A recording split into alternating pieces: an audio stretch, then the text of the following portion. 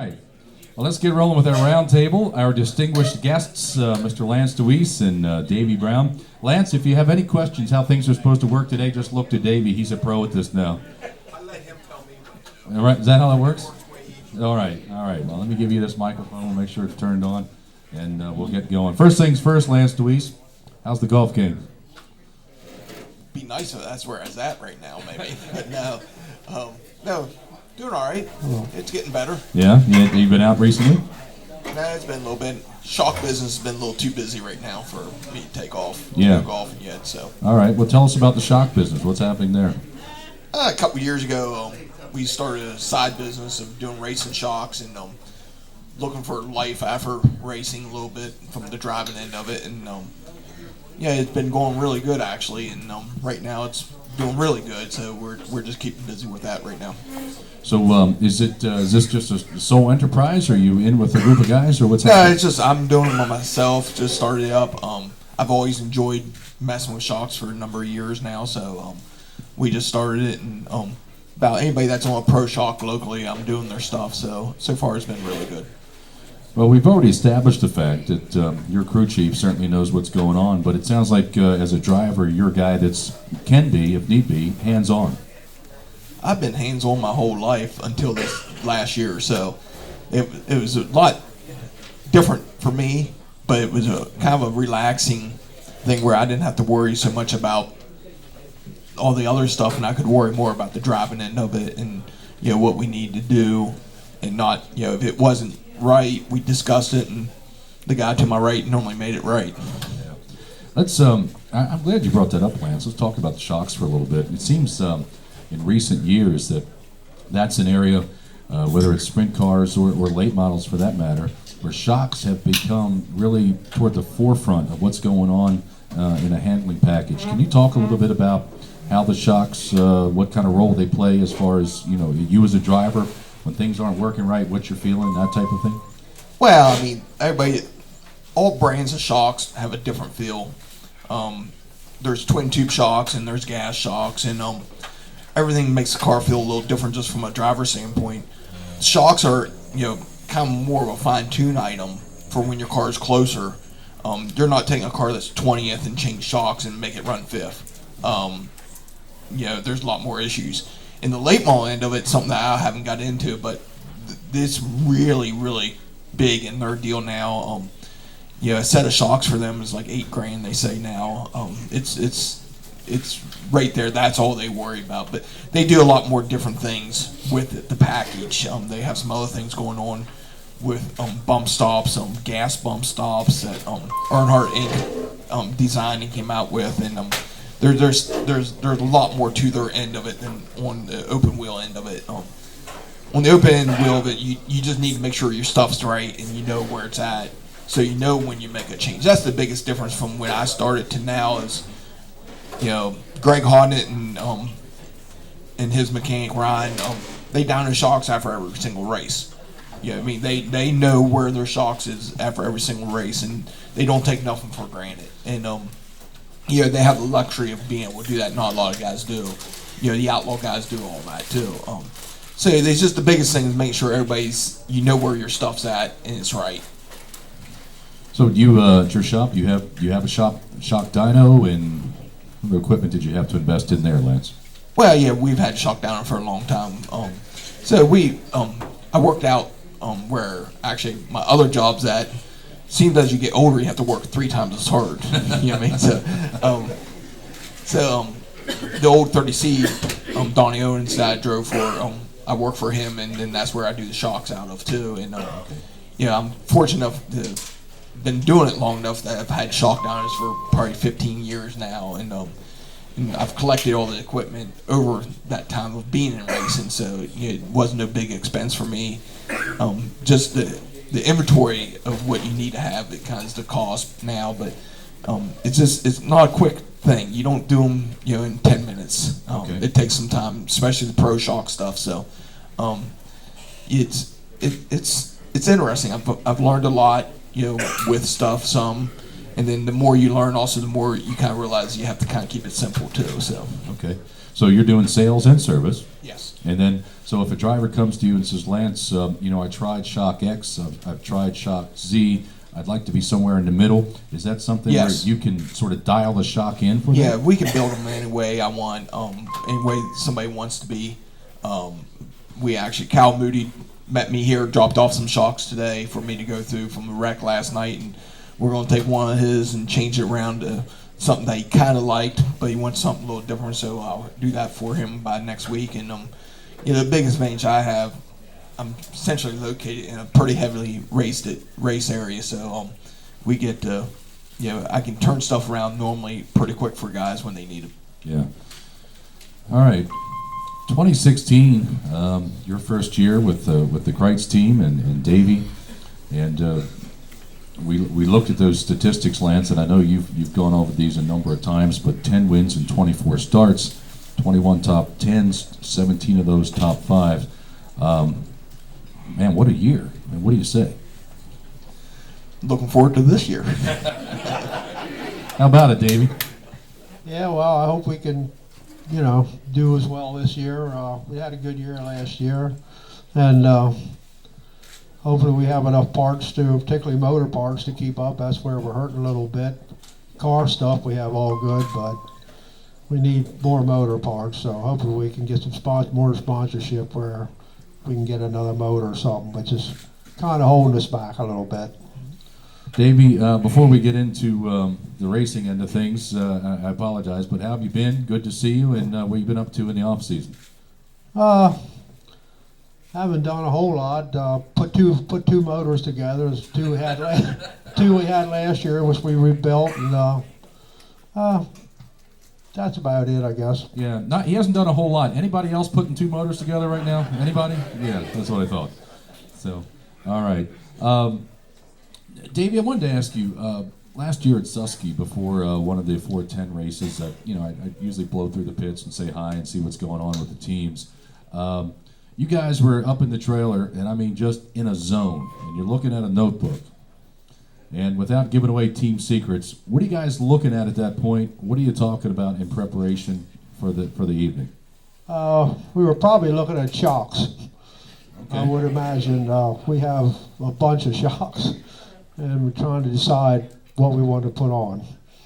And walk us through that process, if you could. What sort of goes into that decision when you get to a track? And I guess you go out before you even hit the track and take a look at the conditions and see, you sort of project where you're going to be later in the night, or how's that work? Well, we pretty much know where we're going to start. We've been doing it so long. Track conditions change, and the main thing you have to change with track conditions change is shocks. So we'll start out, usually the tracks are fairly tacky when they start out, and we'll start out with a standard setup, and then as the track changes, we'll change, and hopefully we do it right. Yeah. Sometimes you do, sometimes you don't. I'd say last year, more times than not, you certainly did. One of the things, and I don't know if I'm projecting too much here, but last year when I look at you guys in the pit area throughout the course of the year, looked like you guys were having fun.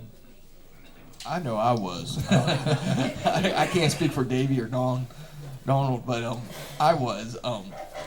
It's just a blast to show up and know you're going to be competitive, and also know if you're not, there's the resources there to try to make it as best as it can be. And also the biggest advantage, what people don't realize, is driving for another driver is way different than driving for an owner. Okay. A driver that owns a race car knows how hard everything is, and the goods and bads of everything. And I'm sure Paxton's driven for some owners that he probably could talk bad about if he really wanted to. But it's just a different outlook on everything. Your bad nights, they take it with stride instead of being the end of the world. And we didn't have too many bad nights last year, but it just need everybody's. We all done this for a long time, and I'm the young one of the group. Right. But we've seen it all. The guy to my right here has seen everything, so you kind of can go off that and make it better. Or next time out, you're gonna do something better and make it better, and or work hard at it. And that's that's what it does. It's hard work, and like Davey said, we might not be the best funded team. And it's funny, our engine builder is saying we're down on motor. I've never heard an engine builder tell me that yet. So it's always the car's fault from the other engine builders I ever dealt with. So, we do what we can, and we're fortunate enough to, knock on wood, I don't tear too many cars up. Right. So that wing panel should have brought more money because that's very Right, rare. that's rare. Exactly. Exactly. Yeah. So we just keep going and just keep building, from one race to the next on everything. So you feel like I guess Donald's expectations are maybe a little bit more realistic because he spent time behind the wheel as an owner. Yes. Yeah.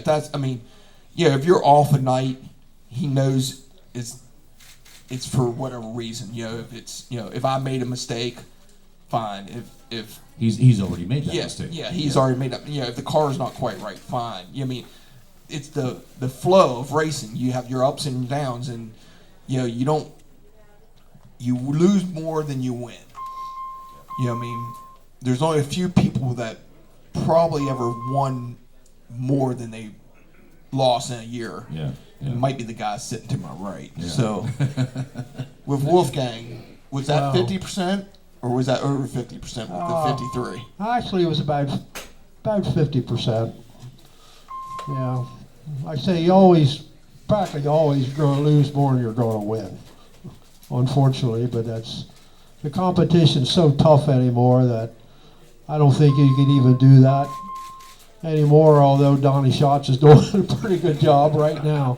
So, in them days wasn't as many fast cars as there is now, but it was still tough, it was still tough traveling all over the place and racing. So, it gets tougher all the time, and we might have had a little edge last year. Now everybody's pretty much changed over, and so they've all caught up to us. So we'll have to think of something new, I guess.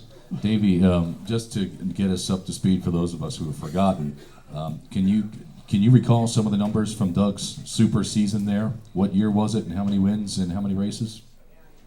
Let's see, I think it was 1985 when he won 55, and I think we were on somewhere around maybe 95 races, something like that. Yeah, that's ridiculous. And one time we won 17 straight. That's what I was getting Wow. ready. He didn't remember that. The streak, yeah. Which is kind of amazing. I don't think that would ever happen today. Now, Too many good cars. just kind of give people a little bit of background. When I started racing, which was 85, if it wasn't for the Weikert, which was like 15, 20 minutes from where I grew up, buying used parts, I would never kept moving, kept racing. So I was over there a decent bit. But the most important thing about that wins of theirs, to me, is not the 55. Is the 17 in a row. And Davey, I don't know if he'll remember, but he probably does because he's sharp still. Oh, yeah. Is those 17 included Knoxville, Kingsborough, the Outlaw shows at the Grove, all that July and August time period, The money stretch, right? all that money stretch, it was all them shows. And does anybody know where he lost at finally? Very good, Susquehanna. A local show at Susquehanna, he got beat at. Who beat him? Anybody remember? I don't know. He started back, he come up through, then he got caught for jumping on a restart. And then he put him back and he come back up through and finished like third or fourth. But Wow. so Yeah. Biker was going to fire you off for not winning 18. That's what he said. I don't think he really meant it, but maybe he did. I don't know. No, he wasn't going to do that, but Yeah. he expected to win every race, and we won quite a few. So, he was a lot of fun to be around. So, it was fine. Yeah. how would you like to come back the next year? And I think you guys won 30-some. Yeah, well, we had 55, and I think the next year we were right around 41. Then the last year we were 30. Okay. So, And so the next 2 years were terrible years. That's kind of what I was meaning by driving for a driver that owns a car and maybe owners. Walter Dyer, the 461, we won 31 one year and come back the next year and won, I think, 26. And you would have thought I shot Sugar away, right? I mean, the dog. I mean, your expectations get up there, and you don't ever want them to come down, but they're going to come down. Yeah. Davey, I want to go back to Lance's point about him driving for a former driver. In your eyes, how's the transition been for Donald from car owner driver to simply car owner? How's that been for him? Does he seem pretty comfortable? Yeah, he's doing pretty well. He knows with his concussion and all that there's no way he can ever race again, and I think he enjoys owning the car and being at the racetrack and everything. So it's worked out very well. Yeah. Lance, I want to come back here to your comment about winning. Williams Grove Speedway, you are currently second all time. So we've got Fred with 90. Last count, you were at 85. I think I'm closer. They all say that. All right, the website says 85. How's that? How's that? Greg's at 67.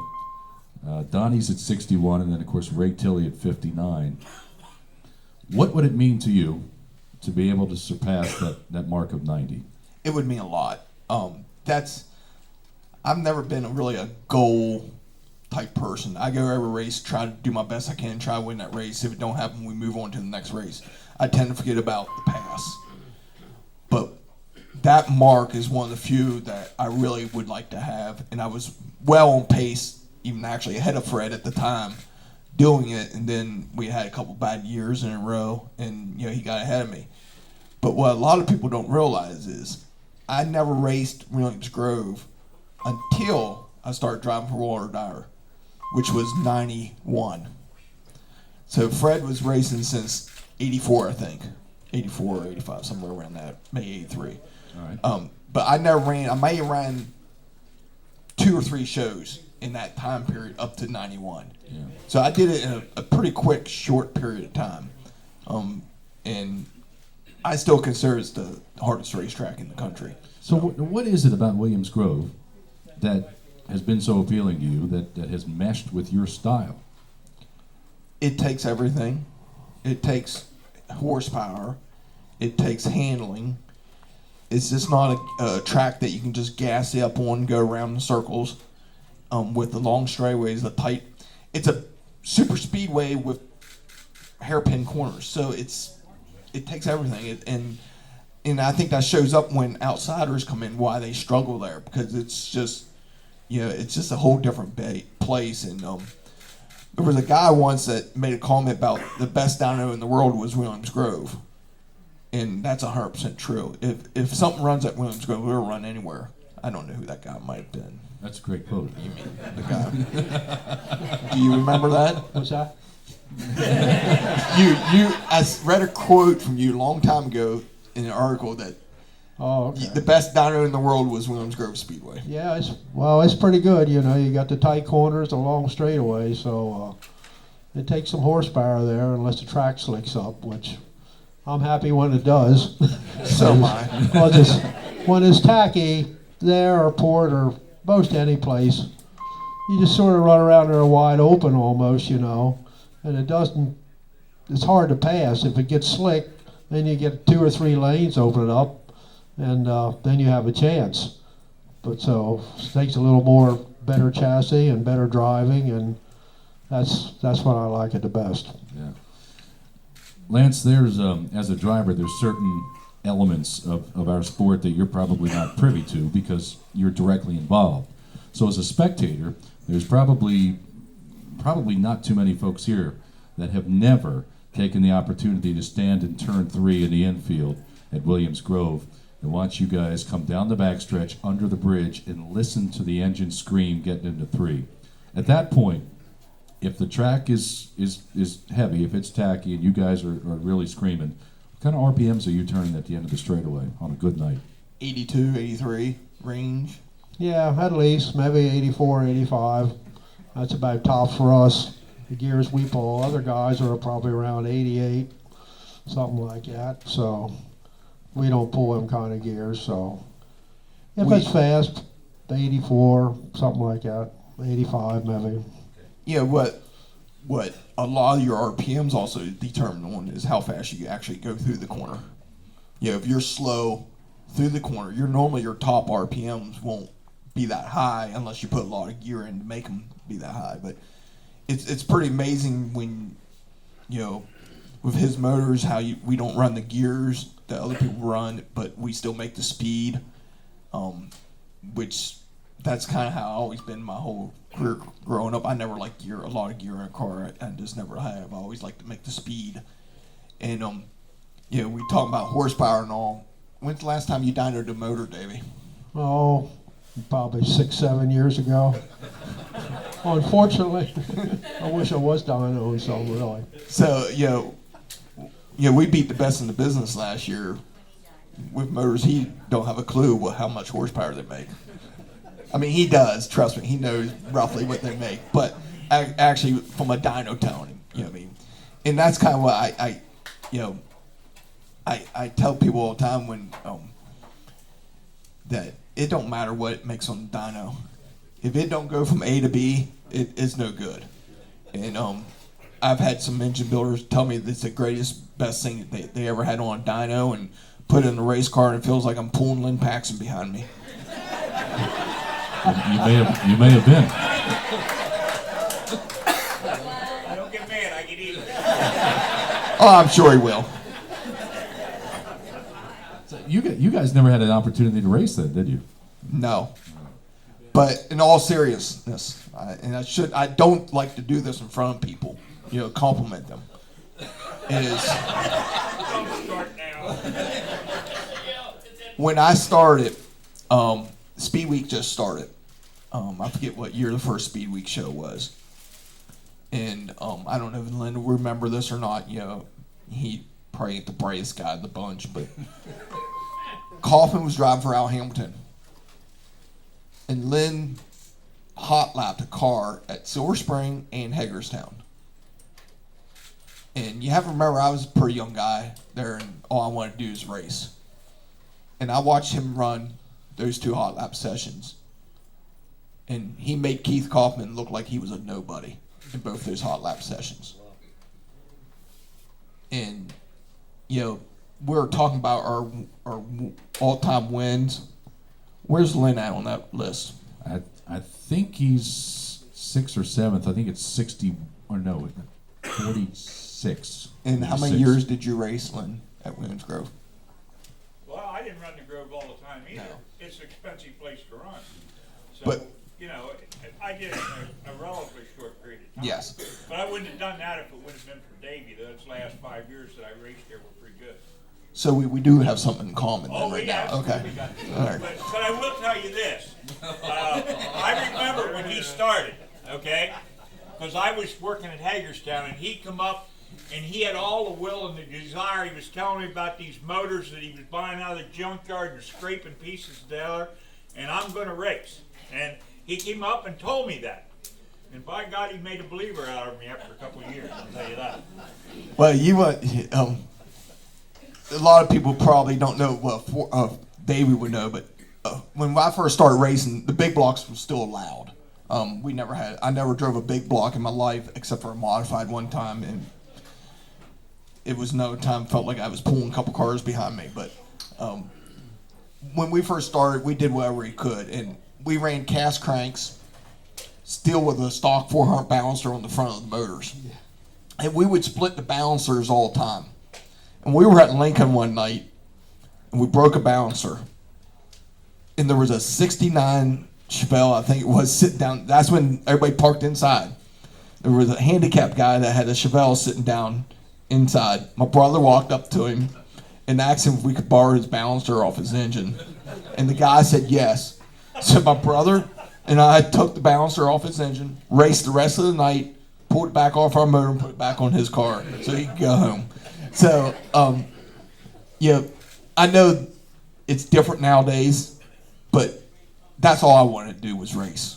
I mean, it didn't matter, sprint car race. And once I got the bug for it, that's all I wanted to do. And and we just did whatever we could. We cut a lot of corners doing it. I wouldn't be here if it wasn't without the help of Bob Kreiner Racing Engines, because he's the first guy that ever helped me build a real race engine with good parts instead of me blowing up stuff every 10 races. It's pretty amazing once you learn how to hook a race car up a little bit, how hard the motors don't like that and how quick they blow up then when the parts ain't right. We used to spit rods out left and right once we learned to hook a race car up, and then Bob kind of helped me get my first good short block built. Knowing we didn't have the money, he let me pay him when we could, and that's how we kind of kept going. For the record, 45 career wins at Williams Grove for Lynn Paxton, 7th all time in a relatively short period. And Lance, I want to put your current tally, 2nd all time at Williams Grove, into perspective for the folks. Of course, we mentioned Fred at 98. You're at 85, give or take, whatever. Greg's at 67. And then the driver, the current driver, still current, active driver, who's the closest to those guys, is Doug Ash with 24 wins. He's at 19th all time. So there's a whole lot of racing that takes place between 24 wins and 85 wins, and that really puts your accomplishment into perspective, I think. It does. But there's another guy on that list. I think he has 50-some. Steve. Yeah. 39. A guy that races there maximum 8 times a year has 39 career wins there. I mean, him and Carl used to come in and win every single race that they'd run that years. You know what I mean? So that's another impressive list amongst all his other stuff. Yeah, good point. I'm glad you brought that up. But no, that's one of the few things that I'd like to accomplish. Don't know if it'll happen. Yeah. But that's kind of one of the few goals I have, as far as when you look back at what I've accomplished. I mean, we're 2nd at the Grove, we're 2nd at Port. I have 30-some career, I think it is, at Lincoln. My wins are all spread out, and that's one of the. I take pride in that. Sure. I think I'm tied with Pouch for the all-time at Grandview for sprint car stuff. So, I take pride in being able to win everywhere, and we've been fortunate enough to do that some. And right now, your running total, you're at what, 300 and 10, 11, something like that, I think. Okay. 410 wins. Yeah, that's a pretty sweet number there. You talked earlier, you mentioned Walt Dyer. Tell us a little bit about Walt Dyer. What kind of guy is he as a car runner? Oh, as a car runner, he's great. He has that dry sense of humor, and you don't know if he's kidding or being serious. Most of the time he's kidding, but I mean he's the type that it's like Lynn, payback. He don't get upset, but he'll pay you back. But he was always great. I owe everything to him because he's the one that took the shot with me. Him and his lovely wife Marcia that passed away a year ago. They took a shot at me. And what's funny is this is as outgoing as I've ever been in my life right now. This being older. Back then, I didn't talk to nobody. And a friend of mine that helped me on my race car talked to Bud about putting me in the race car. And it just, like, he never talked to me and I never talked to him. It just happened. And that's how it happened. And but it's funny, I hopped in. We went over and started building a car for me. Joey was still driving for him. And he was going to run 2 cars the rest of that year. In my car that wasn't quite ready, and Weichert called me about running one night in his car, so we did, and we won Port Royal in his car, and the very next week I won in Dyer's car. So it's a lot of people don't even realize I ever drove for Bob Weichert, so I'm batting 1,000 for him at least. But I did get fired in Victory Lane too. Anybody? And my wife told me at that moment that would be the last time I would ever drive for him. Is that right? She did not appreciate that one bit. And I said, you just have to let him blow off. Yeah. Because, you either love Bob or hated Bob, but he was good for our sport. Oh, for sure. Was anybody up at Port Royal for that show that night Lance won Bob's car? Anybody? Wow, I would have thought in the crowd we would have had someone. Those years with Walt Dyer, I mean, you guys put together some good numbers. 132 of your wins came with that team. Yeah, we had 7.5 years of great racing. Bunch of guys that just wanted to race. No full-time help, no paid help. Everybody did everything they could. Every year when we go to Florida, we'd have a different crew with us. Whoever could get off work to go. I've been very fortunate to have a guy that's helped me almost my whole career. A single guy, he loved racing. He had a job good enough that he had enough vacation, he'd take off to go racing where we wanted to go racing. So, there was a lot of people that helped me get through my whole career so far, and a lot of them, they just did it because they loved doing it, and I owe them everything. Davey, I'm going to get back to Lance coming on board with your team. Do you recall did you and Don talk about the possibility of him retiring and then what could happen due to his medical condition, to Don's medical condition? Did you guys talk about that, or was that something he came to you and said, Davey, I think it's time, I'm going to have to step aside? Well, he really didn't have a choice. Doctors and all he went to and told him there's no way he could ever race again. If you get one more hard hit, you might become a vegetable or something, So he didn't have a choice, and he didn't know who to get. Then fortunately, Lance called him and asked about driving a car, and he asked me what I thought, and I said I think it's a great idea, and that was about it. I did get told I had to lose 20 pounds. Yeah, I'm sort of a weight freak, so I try to keep him light as I It can. wasn't exactly 20 pounds, No. but Donnie did tell me, Davey said I had to lose some weight. Lynn, did you hear anything like that when you ran for him? No, I'm glad. I was down at Davies and there was Swiss cheese and aluminum block down there. And I go, what the hell are you doing that for? He said, well, if somebody thinks they're 10 pounds lighter, they're beat. I said, damn, I'm glad they didn't do that when I was driving, I'll tell you. Oh my goodness, Lance, you're one of the guys that has been able to make a living at this in the region. This doesn't happen too many places in the country. At what point did you say this is what I'm doing? I'm a professional sprint car driver. Well, I never really thought about that. It just kind of happened when I started driving for Dyer. That's the first person I ever paid. Of course, before that, I kind of drove my own stuff. Would team up with people just to keep going. But first time I ever got paid to drive a race car, and it just kind of steamrolled into doing it for a career. And I'm very fortunate that a lot of people in here probably know how supportive my parents were. My dad probably missed 3 races of mine in his whole life before he passed away. My mom still goes to every race that she can at 83, 84 years of age. It just snowballed. But I did have a friend of mine one time, Mike Early, tell me that there's no way in heck he could ever do that.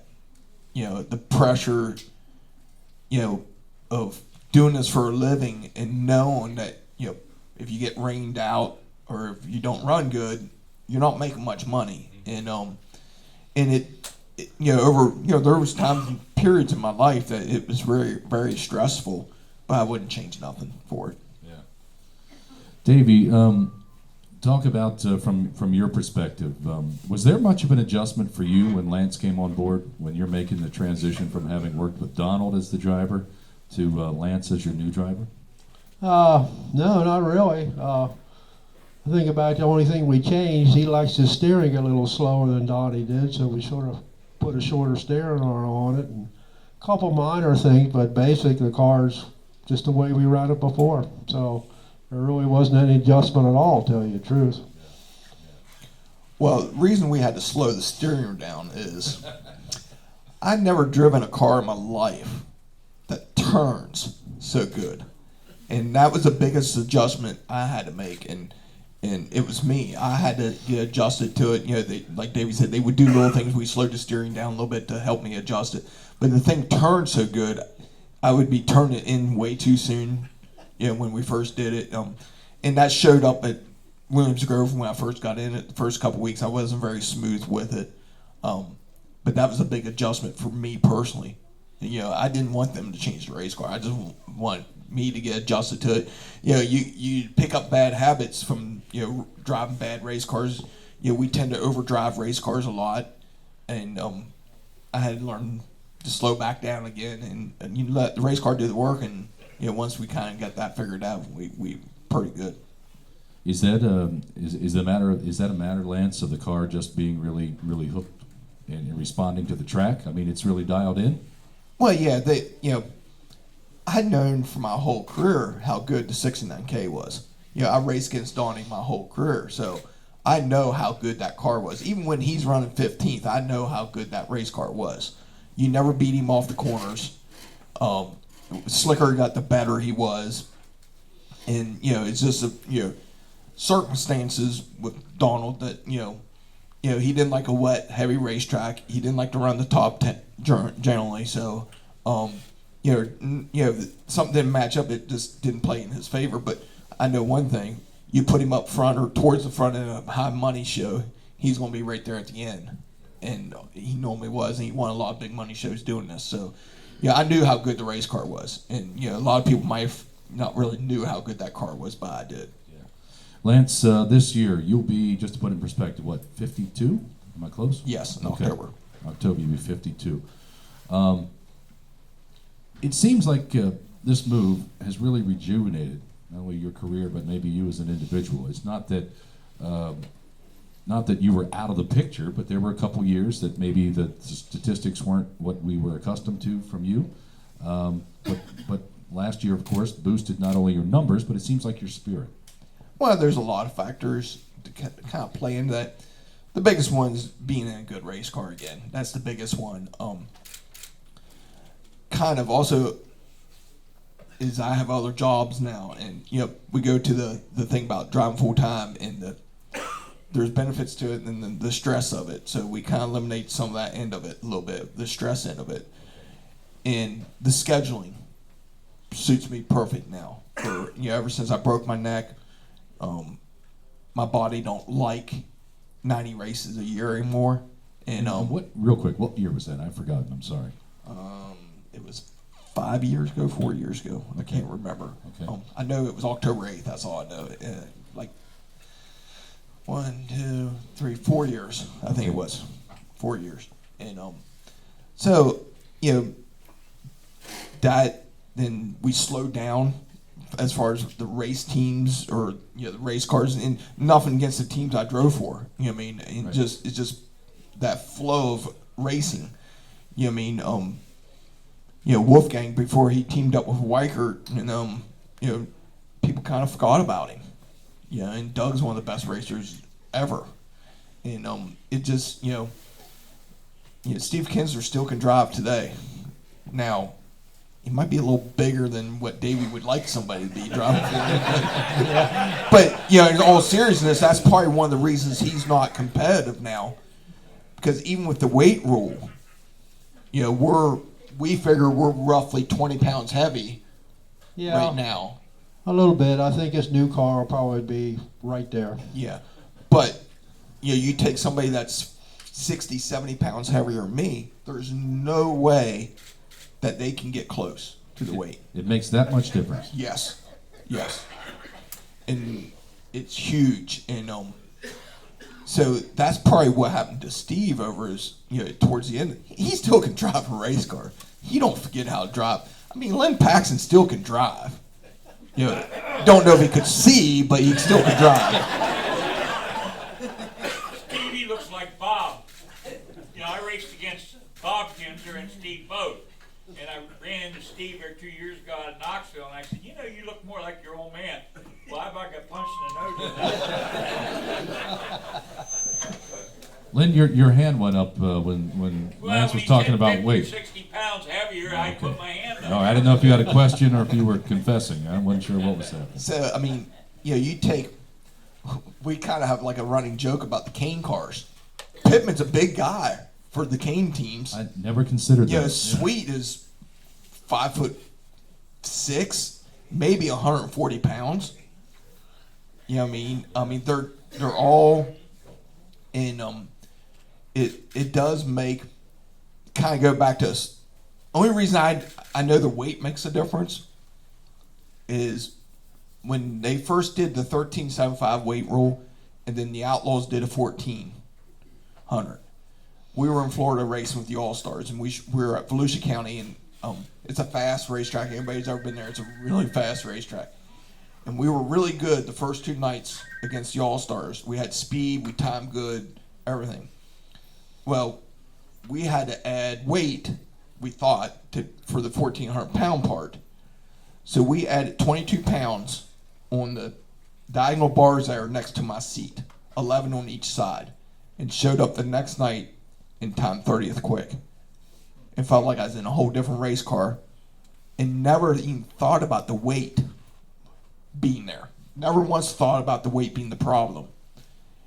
And my brother was working for Jesse Keene at the time with Tyler Walker driving. And they kind of were the same way. They were pretty good in the All-Star shows. Went to the Outlaw shows, they bolted weight in underneath the seat, 20-some pounds I think it was. And they were no good, but they were blowing motors up left and right. Well, I think it was next last night at the Outlaw show. He blew a motor up in a heat race.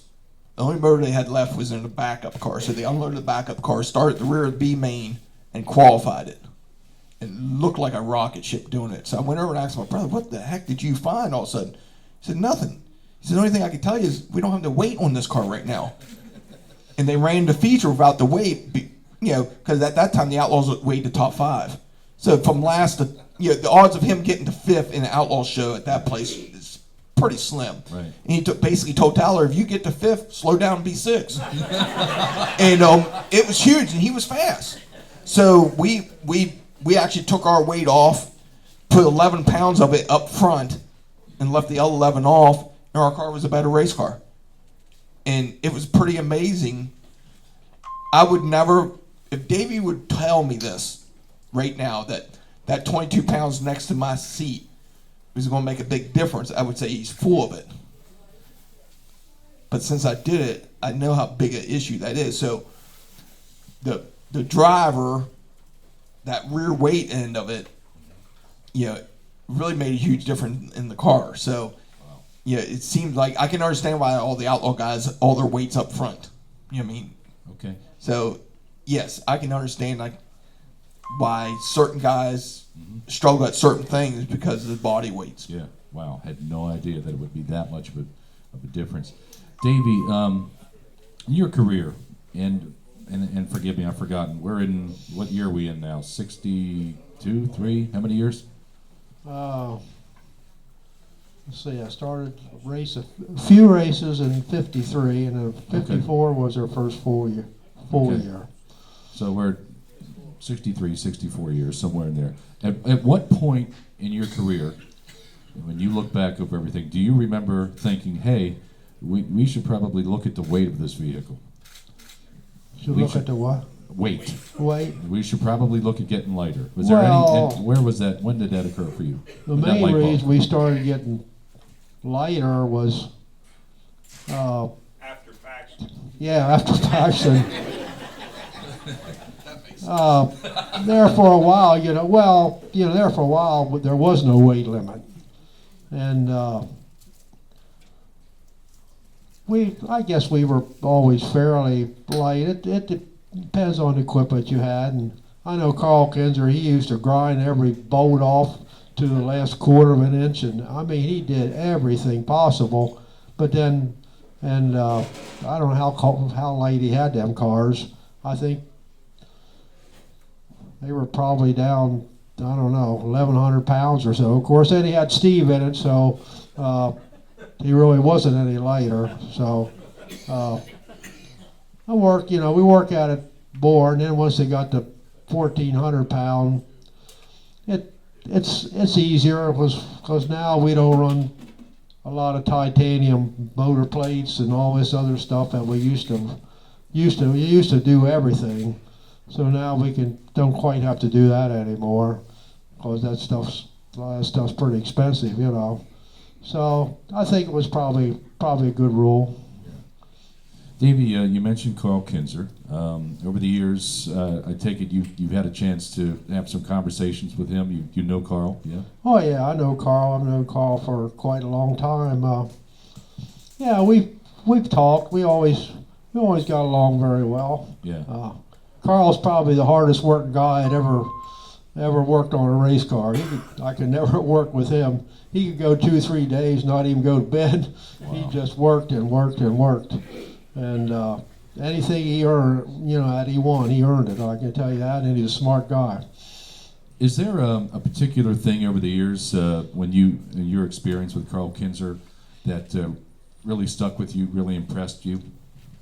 I mean, aside from his work ethic, was there something, an idea or discussion? Just how fast these race cars ran. I remember one time we was raced with Paxson. I don't know where we were, maybe Selinsgrove. And I don't know where was, maybe Port, I don't know. And he told Steve, "You're not going to be able to beat Paxson, so just run second." And he tried to win. I think he blew it, banged up a tire. Carl told him, "Now you're going to buy the next tire." Remember that, Lynn? Yeah, it was a restart and a red flag, and he said, "Look," he said, "you're leading it, but Paxton's coming like a son of a gun." He said, "If you don't screw up or run second, Wolfgang won't be able to get you." And sure enough, boy, when I went by him, he went nuts, and Wolfgang got him, so it pissed Carl off, so he made him buy a tire. Yeah. But we always got along fine, we didn't race that much together, but we talked occasionally. I was busy, he was busy. We didn't really, but we'd get together once in a while. Lance, when we look at the history of Williams Grove Speedway and some of the drivers that have raced there, your car owner, of course, the Donald, we think about him as low on the speedway as you can get. Think about guys like Brian Monteith, and he's up on the wall. You're one of the few guys that we've seen over the years that will run the middle at Williams Grove with a degree of consistency and success that seems to have eluded a lot of other drivers. What's the key there? A good race car. I mean, we've learned over the years. I guess I don't know if I figured it out first, but we learned over the years that we could shorten, especially up through 3 and 4, we could shorten the corner up and drive across that corner when we were right and not lose time and make time up on almost anybody. And actually, if you watch Dietrich now and some of the other guys that when their car's right, you can do it. And we've just been very fortunate enough to be able to do that a lot over the years. And now, last year I could slow down and go fast around the bottom. It's been a long time since I could do that. So, a good race car, it makes up for all of it. I mean, you can't overdrive one of these things. It's funny talking about the story with Carl and Steve. I mean, you don't overdrive. Monteith runs the heck out of his race car, but really he's not overdriving his race car. It's just how he likes a car to feel and drives it, and he's as good as anybody I've ever seen at run the wall, to say, because he don't really run the top. He runs a lane higher than you are, and he can do that, and he can run off your right rear and do that, and which tells me his car's not too tight, which tells me his car's probably not stuck real hard either. I don't think I could take the 69K and run off somebody's right rear going in on the fence, because it's probably not going to turn very well. But I'd rather have it the way we are than his way. Not saying his way is wrong, it fits his driving style. Because the other way, you'll win more big shows. Being able to run the bottom, being able to run the middle. People think, well, if a car runs the bottom, it won't run the top. I haven't found one yet that don't do that. You give me a car that runs around the bottom, I'll make it go around the top somehow. I won't pound it off the curb. I'll run a car length off the curb and keep up with those guys. And Donald used to do that to us and wear us out doing that. He wouldn't enter the top. He kind of entered down a little bit and drive to it. And we'd get this big head of steam at him and think we're going to drive right by him. And once we get to the corner exit, he just drives away. And, if anybody ever watches videos of the outlaw shows and watch shots, I don't know.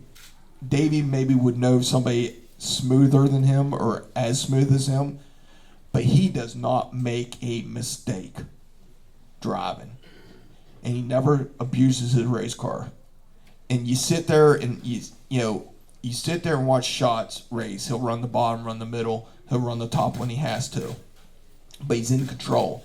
And you watch all those other guys around him; they're just pounding the wall, knocking the fence down, and they can't figure out why they can't beat him. You know what I mean? And for 3 laps, they're twice as quick as him. But that one lap that they knock you off the fence, he drives away 20 car lengths. But they never. I mean, it's amazing to watch him. And him at Knoxville is unbelievable. I watch every Knoxville, and he's by far the best I ever seen drive Knoxville because he don't make the mistake. He gets beat, but he don't get beat by him making the mistake. And he just so smooth. And these things, the straighter and smoother you drive them, the faster they go. Let's talk about these tracks for a little bit, Lance. Start with Williams Grove, of course. For those of us who have never driven or have never worked on a car but have just simply spectated, 1 and 2 a lot different than 3 and 4. What's the key to getting around there? 1 and 2 is a little bit more forgiving. It's more wider corner. It's more arcing than 3 and 4. 3 and 4 is kind of like a Lincoln corner. 1 and 2 is more towards a Port Royal type corner. So you can you don't have to be as right. But the difference is, actually 1 and 2 is where you can win your races. Because the top of 2 gets up out high and it flattens off. And those guys, you can carry a lot of speed around the corner out high, but normally what happens is once you get to that flat spot, you get going the wrong direction. Well, if you can come off the bottom off of 2, you can really eat them up. So if you're up top and you hit that ledge, that pulls you out. Yeah, you kind of keep going unless your car is really good and kind of come back off it. But you can see it. That's really big in time trials because once that track gets to a certain spot in time trials, you're physically going the wrong way in the corner if you're following the curb, and you can run the bottom faster then. That's a key to the Grove. And like if you watch guys racing and winning, Kreitz was really good he would beat everybody off 2 and beat them to 3. And 3 being a tighter corner, you kind of can use up more of the racetrack if you have to, if you're not as good. But the exit of 2 is where you win your races and lose your races at the Grove. Davey, from your perspective, Williams Grove, setting the car up, what's the key there? What do you have to consider? Can you make the car good at both ends, or is there a bit of a compromise because of the difference in corners? Well, I think you can make it good at both ends. The corners are somewhat different.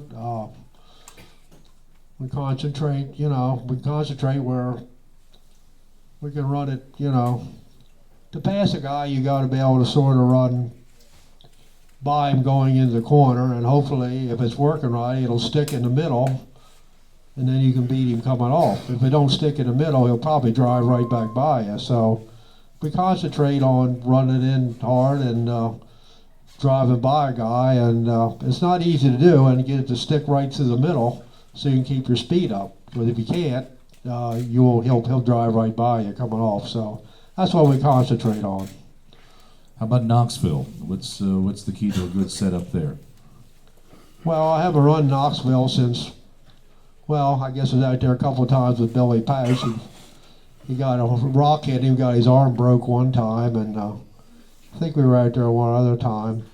Well, Wolfgang, he drove, that's where he started racing at, and we really didn't do, I don't remember, it's been a long time, whole lot of difference. He was just another driver, was super smooth, keeping the cars, really straight, don't slide it. And Knoxville is a momentum racetrack. You never really slow down there, and if you slide a car you're going to lose a lot of speed. And like say shots, I think you probably drove a lot like Wolfgang there, and just the key is really just keeping the car really smooth and straight, and don't abuse your tires. It can be hard on tires sometimes. To get a, just real quick, just so for perspective, a show of hands, how many people have been to Knoxville Raceway? Okay, so relatively few. Lance, from a driver's perspective, talk to the folks about Knoxville, the configuration, banking, width of the track, that type of thing. We don't have nothing back here even remotely like it. People used to say Selinsgrove, but Selinsgrove is nowhere close to it. Probably these people will know this. Penn National, to me, is probably was the closest type of track to Knoxville. Knoxville is very flat, very sweeping corners, not much straightaways. It's all about your corner speed. And one of the reasons why locals, us in here, struggle when we get out there, our cars are always way too tight. Because we run off the wing speed here down the straightaway so much easier with Williams Grove. You know, that's kind of a difference from a lot of racetracks to Williams Grove. Williams Grove, I don't know how to explain it for people that don't race, but Williams Grove, you could come off the corner with the left rear tire off the corner, off the ground. If you could be that tight and just say you were picking your left rear off the ground, but by the end of the straightaway, it's down. Well, you do that like at Lincoln or do that at Knoxville, it don't ever get back down. The wing don't shove it back down. So most of the time, guys, local guys struggle out there from being too tight. We don't rotate the corners good. It's a really finicky track. Some of my best racing I did was on the years we were on good years out there. We started 23rd and ran 7th one year and started 16th and ran 9th. In the year I ran 7th, I had a really, really good race car. The best race car I ever had out there as far as race-wise. Could run the top, could run the bottom. And at the fuel stop, I was getting a little loose. And they said, let's tighten up. I said, okay. So we pulled an inch of stagger out and moved the right rear in a half inch. I was done. It wouldn't turn no more. It just wouldn't turn. It was just that quick. It wouldn't turn no more. And I was like everybody else. And all of a sudden, I didn't lose a spot, but I didn't gain no more. And before that, we were really good. And it just after that, we kind of learned, okay, you can't tighten up. And so that's the biggest thing I think. You know, Greg's pretty good there, but Greg has a lot. You know, before Greg ever raced in here, he ran a lot of laps at Knoxville. He had some really good runs at Knoxville. But that's the biggest thing from us in here to when we go out there. Most of the time our cars are too tight and don't rotate the corners right. Now, I know a blue car that would probably rotate the corner pretty good out there. What do you think, Dave? Well, I think we could probably get around there, but really, you should go out there and race a couple times before the Nationals. Really hard to go out there and not race there all year, and right away, if you don't time trial good, your night's probably pretty much over. And it's just hard to do it. Where the Outlaws come in here, they race 3 times a year here, usually 6, 7. They don't get rain 6, 7 times, so they. It's not like Williams Grove is a strange track to them. They've been in here 3 times a year for a long time, but just to go out there during Knoxville, it's really tough. If I really do it seriously, I want to go out and run a couple races before the Nationals, because I think you just don't really know exactly how your car's going to work out there. So it's quite a place. It's the tops of the list. You can't get around. It's the #1 track in the country. Nobody has a race like the Knoxville Nationals. It's just a big deal, and it's really something to be able to win it a couple times. So, but it's not on our schedule. I wouldn't mind going out, but just not. We don't have enough equipment to go out there. He's 100% right. Do I think we would race very good? Yes. But I made a decision, the Hefner deal, we didn't run really good out there. And I made my mind up after that. I'm not ever going back out just to go out to be at the Nationals. I'm not there just to show up and make the show or have a shot at making the show. I mean, making the show is hard. Don't get me wrong. If you make that show, you've done something. But it's so hard to unload off your trailer and be that perfect. And the locals out there are very, very, very good at that place. And normally what happens, and Davey's been there plenty times, you don't know in warm-ups if you're any good. Because if you're early enough in warm-ups, it's so greasy you don't know. And then it's just so hard to unload and be right. And then if you're not right, you don't get a chance to catch up. It's very hard to catch it back up because you don't get track time. If you time bad, you'll start up front of the heat. If you run good in that, it depends on what happens during the night. You either start in the back of the A main. If you can go forward some, you gain your points. But the time trial points are so critical that it's just very hard. And I made up my mind, the only way I'm going back out in Knoxville if I go out at least for 3 races ahead of time. Because that's the only way I feel that you can be ready. And you have to go out, you can't go out in May when normally it's wet and fast. You have to go out kind of in the summertime when the track's going to be more like what the Nationals are and try to get something figured out. And he's 100% right. Just to show up, it's the flip of the coin to know if you're going to be good or not. So, yeah, but that's not on our schedule. But I do think it would go around that racetrack. Oh, yeah. Configuration-wise, Knoxville, and I'm trying to remember the numbers, Lance. Tell me if I'm close. Seems to me banking in the corners is minimal, you said. It's like 8 to 12 degrees, somewhere in there, isn't it? Yeah, it's not very much. Yeah. There's not much there to hold you. And they're sweeping. Yeah, sweeping. It's for a big racetrack. It's a very raceable racetrack because it's really wide in the corners. I think at some points it's like 60 to 80 feet. And the top is way out there, and the bottom's there, and the bottom's always there if you can run it right. And it's a very racy racetrack when it gets move apart. The ends move up, and for a big racetrack. But it's one of the reasons it's racy because it's not banked a lot, so the momentum of the cars keep moving the track up, and eventually gets wide enough. And them guys out there doing the racetrack, they've done it such a long time. They know how to make that thing race ready. I mean, we've showed up there on a Saturday night for the A main, the beginning night, where looks like they do their work overnight, but you show up and they got the bottom dug up one lane, they got 2 lanes top dug up way out against the fence, and the rest of the racetrack's already ran in and ready for warm-up sessions, because they know what's going to happen. That middle is going to get used up and going to move up, and eventually they'll have 2 lanes of racing. And that's something our tracks don't do very good at. Our tracks could help the racing in our area by creating multiple lanes. The middle of the racetrack don't need to be very wet. At the beginning of the night, if you can have the bottom good and your top good, eventually you'll get 2 lanes. But I also know it's not an easy deal either. I don't. Anytime people like to bitch about racetrack prep, it's not easy. You think about Mother Nature, rain, humidity. Humidity plays a huge thing in the racetrack on what the racetrack does during the night, and so it's But as far as our tracks, like Penn National is probably the closest I ever raced on locally that would kind of resemble Knoxville. Now, the geographical location of the Speedway, I mean, you're right in Knoxville, you're in the fairgrounds, and turns 1 and 2, it's been 15 years or so since I've been there, but what are we, 30 yards from Route 14 going through? This wall is the fence through 1 and 2. That first row of cars is the main street going through town.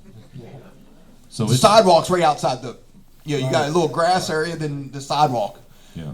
So you're right there in the middle of everything yes. in town. So what I want to ask is, as a driver, so to keep the cars in the ballpark, should there be an incident, there's this huge wall.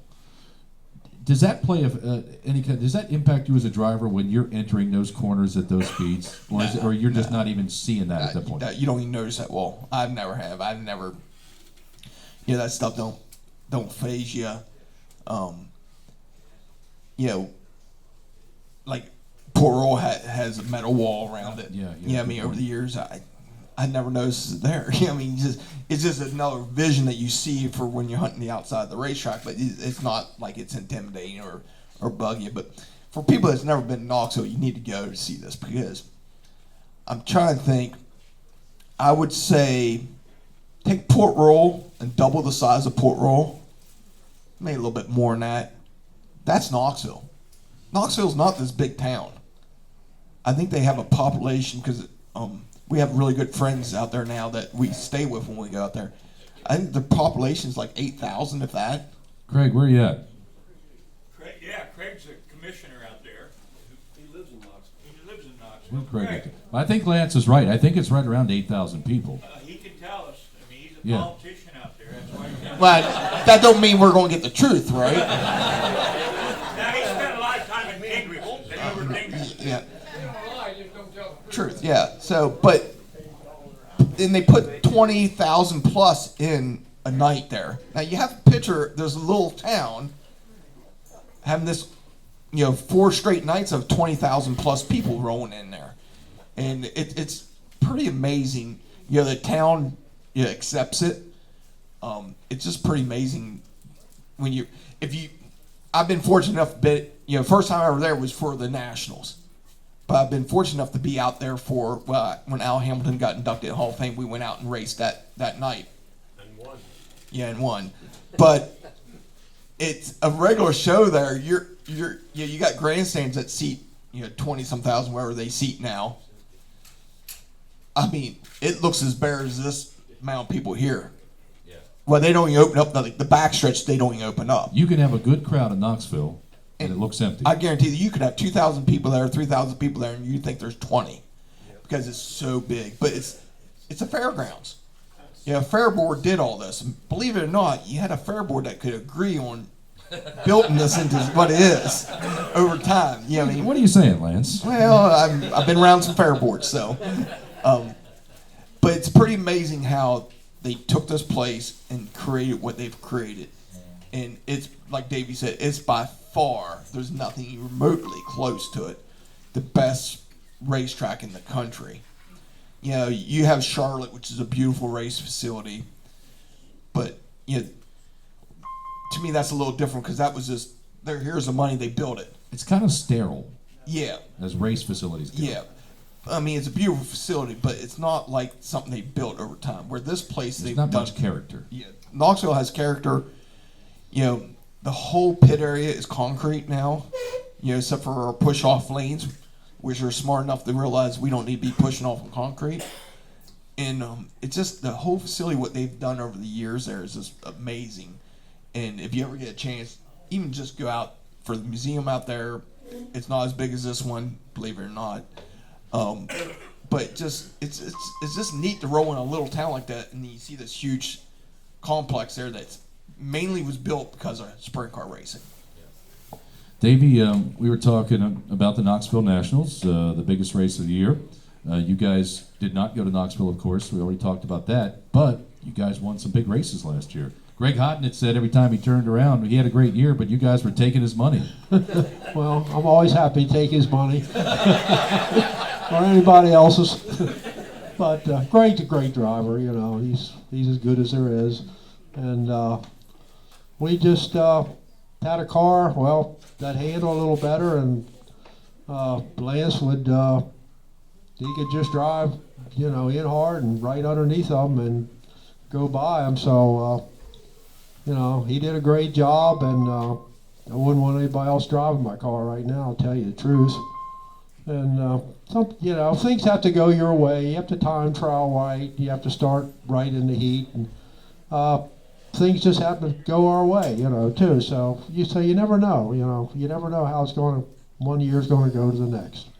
Lance, take us through some of the big wins from last year, if you could. Well, the Outlaw wins meant a lot to me. They always do, because of 2 reasons. One, it's neat to get. My 300th career win was an Outlaw win with the Dietz 14. And that was huge for them. That was huge not for only them. for you, but the 300 win, I actually didn't even realize it was 300 until they told me. Like, the 300 wasn't that big a deal to me. Me winning them an Outlaw show was a big deal to me. And, me winning Kreitz as an owner an Outlaw show was a big deal to me.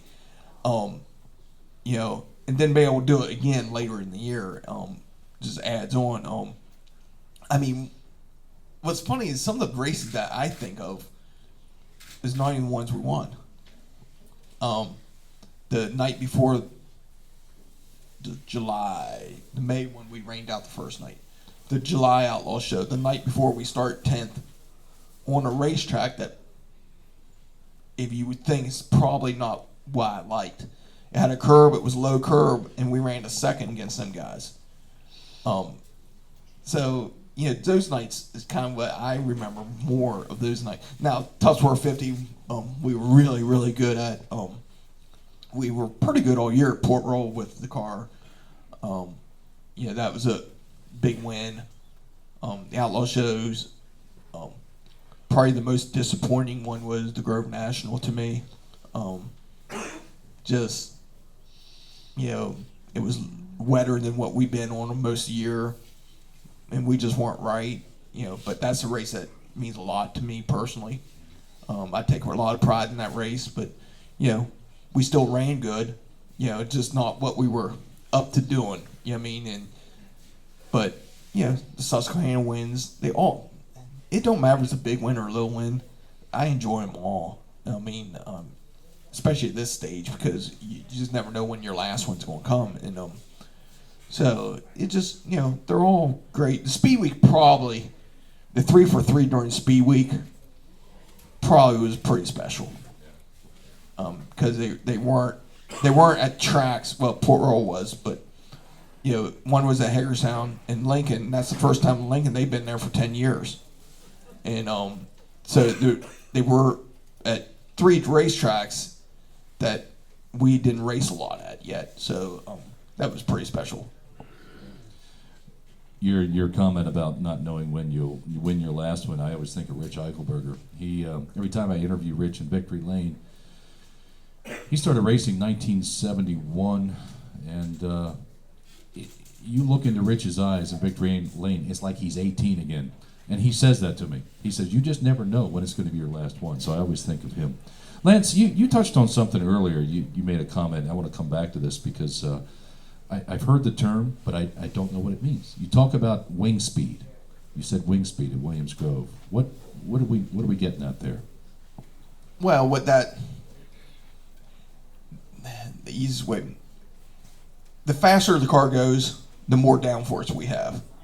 Okay, so the slower the track gets, we lose physical downforce. I guess would be the best way to call it. Yeah. We would lose physical downforce. So I'm just using numbers. This might not be true, but say at 100 mile an hour, we have 2,000 pounds of downforce. And you guys, you have something to measure that? No. Okay. I don't know what.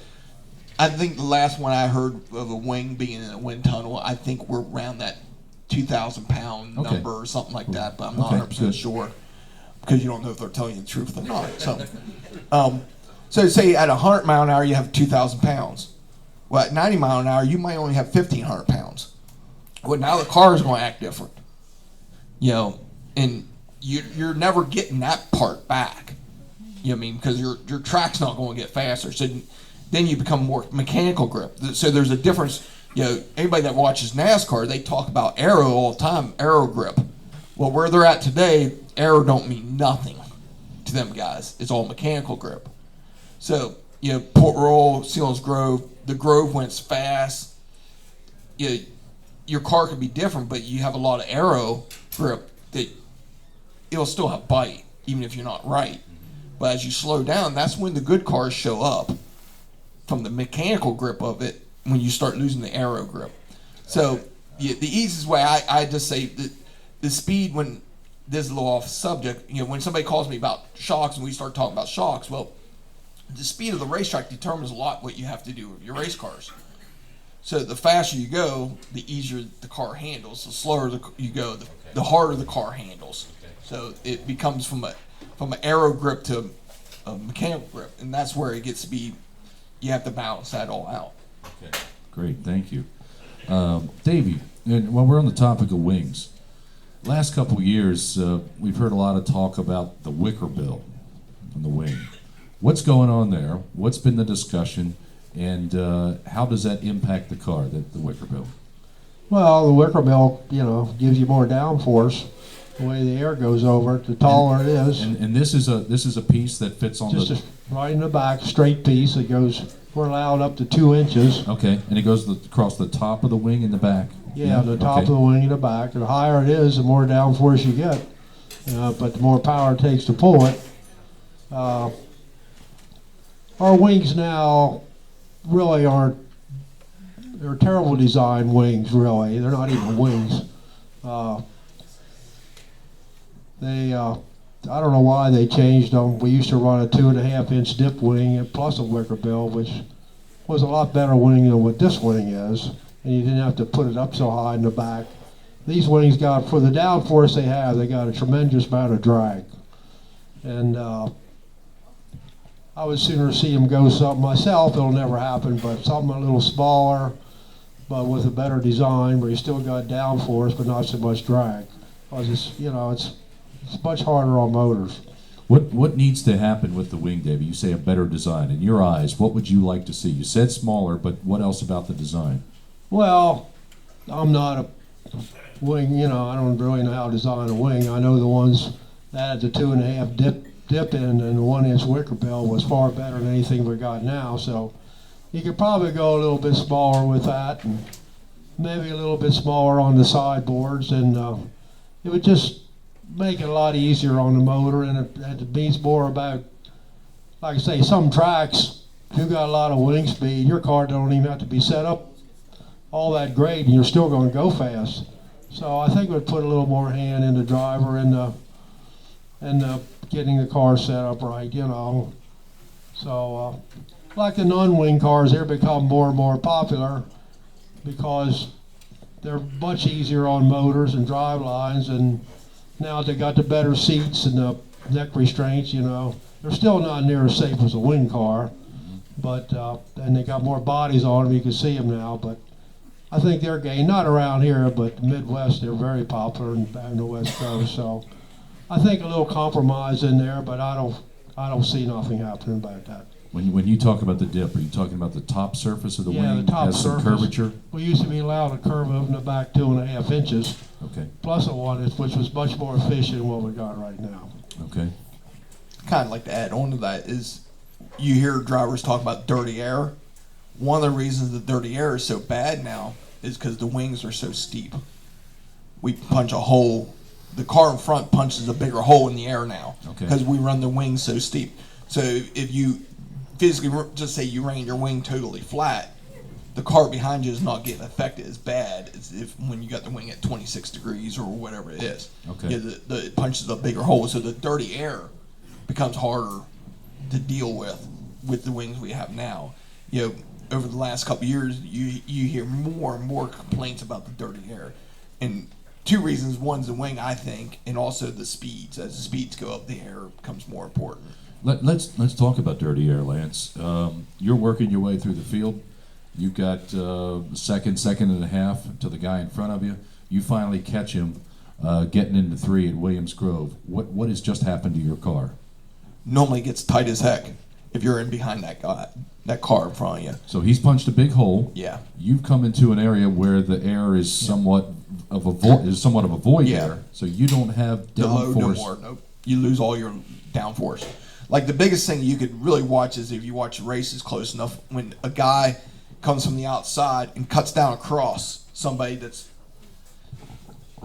If a guy's here and a guy's out here as they go in the corner, this guy goes down to the bottom like this. Yep. Watch that car. Most of the time that car goes straight because it stands up and you can't turn it. You physically can't turn it. That's the dirty air, and the faster you go, the worse that is. And this time of year with the speeds like Port Royal, the dirty air, you can feel it from a driver. You can feel it almost. If that car's up at the end of the straightaway, you can almost tell it as you're coming off the corner. Really? Like a Port Royal, yeah. Wow.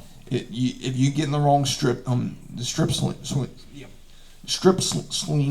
of him, it just messes up everything. And the faster you go, the worse it is. So as a driver, how do you compensate for that? You've catching this guy getting into 3 at the Grove. You've been driving since 1985. You know what's going to happen. What do? You're just ready for it. I mean, you know it. You're going to get tight, so be ready. Do you turn any earlier? Sometimes you'll drag the brake to keep the car loaded. Try to keep it loaded when he takes the air off. Slow down, or just be ready to turn harder. A lot of times if you watch young guys, rookies, they get messed up by it, and that's how they wreck sometimes, because once that guy takes the air off, they get stood up and they bicycle out across, and then they're up where they shouldn't be. You try to stay out of the dirty air. You watch most of the outlaw guys, they'll never be tucked up underneath the car in front of them going down the straightaway. They'll stay out a little bit to keep the air on the wing. Unless there's certain little things there is, if you know this guy in front of you is going to peel off, you want to be out here if you're going to go around him or try to go around him. Okay. So you have to kind of live with that. But as the track slows down, it's not as big of a deal. Okay, good. You mentioned humidity earlier as a big factor in track conditions. We were talking about tracks and how things change over the course of a season or an evening for that matter. What kind of things do you guys look at? You come to the speedway on a summer night and it's, I don't know, 70-80% humidity or more. What changes are you making? What are you guys thinking? How's that impact your evening? Well, I'll let Davey talk because it's huge on motors. It's really on how the motors feel. But on racetracks, what happens, even though you could be a hot summer night, everybody thinks it's going to dry out. If it's high humidity, the track normally they'll dry out, but not as much as if the air is not as dry. If the air was only 50% humidity because there's no moisture in the air. So, but with motor, it's huge. I'll let Davey talk about the motor end of it. Well, yeah, I think actually humidity affects your motor even more than temperature. So, obviously you got to lean the motor down. It doesn't make as much horsepower. So you have to lean it down, and you get used to it. We have a computer and stuff, but I don't pay much attention to it. You kind of know when it's good and when it's bad, and we just change the jetting of it and lean the thing down. Hopefully we hit it right. The easiest way for people that don't understand this is, Lynn, can you walk to your truck better in July or in January? It's hard for me either time. But normally you could breathe easier in this time of year in January than what you can in July and August. Yeah. The engine's no different than us. It don't like that air either, and that's the easiest way. And it's huge on how the motor feels from a driver standpoint. It's huge. Yeah, you can. Well, David probably knows the numbers. How much horsepower would we lose from, say, 40% humidity to 80% humidity? Probably 30, 40 horsepower, something like that. You know what I mean? How about the nights that you're throwing a vapor trail off the wing? They're really honking. They're making horsepower then. You guys all been to a racetrack where you see that vapor trail coming off the wing. That's making horsepower then. Well, it's usually cool when it does that too, So if it's cool enough, why, that's when they really run good, yeah. What are your thoughts on the early season races? It's cool, or it can be cold some nights. Some guys will say, "Look, we're not running. We're not chancing losing an engine." What's the risk there? Well, the biggest thing is it's not as big as it now as it probably used to be. No. But because everybody's kind of learned it. I'm sure, like when I first started, not knowing no different, we would lean motors down when it was cold out because they wouldn't run no temperatures. Well, now nobody does that. Everybody knows you can't do that. Now you just block up the radiator more. You cut the air off going through the radiator to get the temperature up in the engine, because most of the time the engines have to be richer anyhow. So, nowadays it's not as big a deal as it was, back 20 years ago, 30 years ago. But it's huge on how different a motor. Like last night at Port Royal, they said there were 15 O's. If you had that exact same track conditions in August, they'd be lucky if they go 15 sixes. Wouldn't you say? Yeah, it's 15 O's is, that's fast at Port. In August, they'll run 15.6, 15.7, around Just there. because Maybe a 5. More because of the motor than anything. Okay. Because the air, the air last night probably, I don't know what it truly was, but maybe 20% humidity probably last night. Yeah, probably, and it was cold. Yeah. Compared to what it would be in August. Sure. Well, Lance, it's pretty obvious you still have some good years ahead of you, and your decision to, I think, prepare for the future is a wise one. You talked about your shock business and all. Have you given any thought to you getting involved in any other capacity in racing when your driving days are over? I know Fred has done some promoting. He's done that type of thing. Have you considered that at all, or what are your thoughts for post racing, Lance Dewease? I don't really know. I mean, I don't plan on retiring yet, unless Donald calls me today and tells me he's done. Yeah. Then I'm right. done. You wouldn't consider another ride at this point, if that would occur? I'm not saying I wouldn't consider, but you got a pretty sweet deal right now. yes, and I really enjoy doing what I'm doing right now, and it would have to be along the same lines of this, how we race. I'm not interested in doing 60 races, but right now that's kind of where I'm at.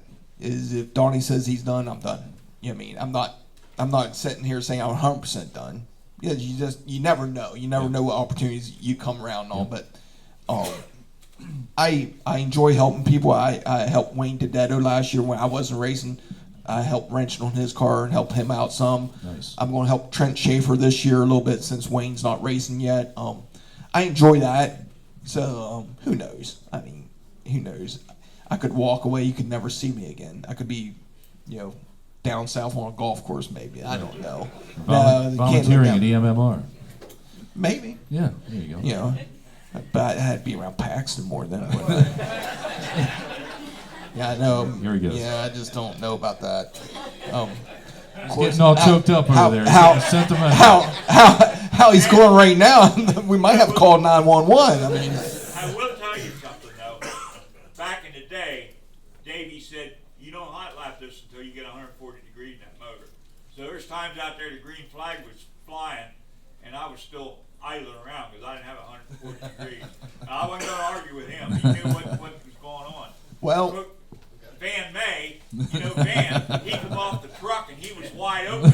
And he'd like blow 25 motors a year, but it was never because of that. Now he finally, 30 years later, he said, there might have been something to that. well, yeah, funny what Lynn talked about there is we were just at practice there Wednesday, and of course we don't dyno motors and the motor's fresh, so normally on the first session that we go out, I'm not full throttle at all. Like for the first 4 laps, we probably never got past half throttle. Just try to get the motor break in a little bit and get the temperatures up in it. And nowadays with the heaters we have, like I remember when I first started, you had to warm engines up forever to get them warm enough sitting in the pit area. Now when we roll out, they're 180 degrees until we start them.